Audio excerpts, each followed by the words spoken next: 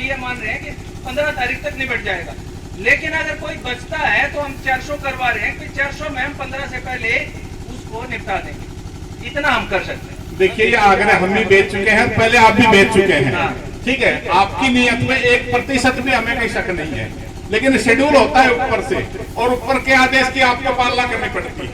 क्या ऊपर से इस प्रकार के संकेत हैं क्या? देखो, पूर्ण रूप से इससे नुकसान किसानों को होगा।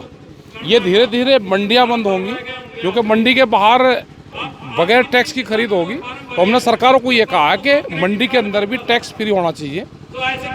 और एमएसपी जो आज पंजाब सरकार ने करा है, एमएसपी को एक लीगल कानून बनाया जाए किसानों का।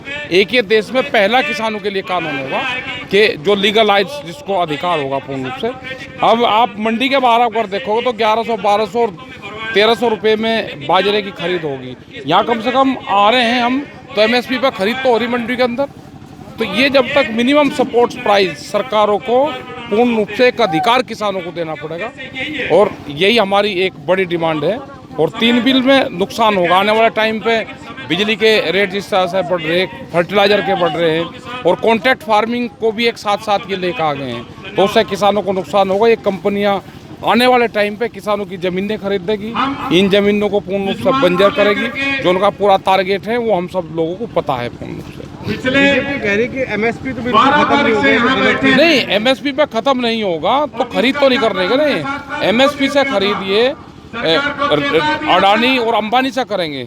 अभी तो ये किसान के प्रेशर में कर रहे हैं, लेकिन आने वाले टाइम पे क्या आज भी के पहले ये 20 किसानों से खरीद रहे थे, आज यहाँ पंचायत के माध्यम से ये 500 किसानों को वो दिया इन्होंने मैसेज। तो अगर पूर्ण रूप से खरीद करें तो जैसे धान की खरीद है अपने उस साइड में, तो वो जाकर 3 साल में पूरी होगी किसान से, जिस हिसाब से खरीद कर रहे हैं। क्या इस हिसाब से खरीद हो जाएगी? मतलब जो किसानों का माल है, किसान के खेत में पैदा होगा। एक तरफ तो ये कहते हैं कि प्रोडक्शन बढ़ाओ, और फिर ये कहते हैं जी ये कितना हो गया, ये तो ज़्यादा अपना प्रोडक्शन कर दिया। मतलब खरीद के टाइम पे किसान खराब हो गया, और वैसे बहुत विभाग लग रहे हैं कि प्रोडक्शन बढ़े। देश के किसानों को तो सम्मान करना चाहिए। आगे क्या रहेगा विरोध का पूरा जो रूपरेखा है, विरोध चल रहा है जैसे? विरोध तो पूर्ण रूप से चलता रहेगा। एक जो विरोध है ये फिजिकल रूप से भी है और वैचारिक रूप से भी, ये हमारा चलता रहेगा।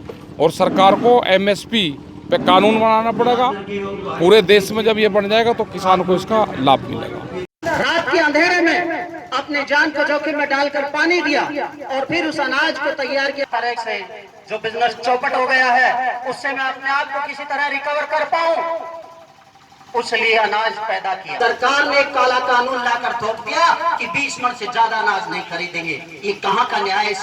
इस नियम को बदला जाना चाहिए। बात है कि मालिकाना हक नहीं है।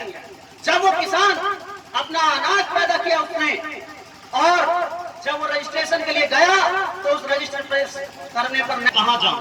आज वो अनाज ये जो हमारे गांव के अंदर बानिए हैं, मेरा कहना यह है सरकार से, और यहाँ पर जो हमारे नुमाइंदे आए हैं, मैं किसान यूनियन के अध्यक्ष से भी लोगों की तरफ से हाथ जोड़कर गुजारिश कर, मालिकाना हक की जमीन पर पैदा हुआ हो वो अनाज खरीदा जाना चाहिए। इसके अलावा मैं ये बात भी कहना चाहूंगा, आज उन लोगों को मैं गवाह बनाकर ये कहना चाहूंगा, और मैं अध्यक्ष महोदय से कहना चाहूंगा, अध्यक्ष महोदय इस बात को राष्ट्रीय स्तर पर ही खड़ा कीजिए, क्योंकि हमारे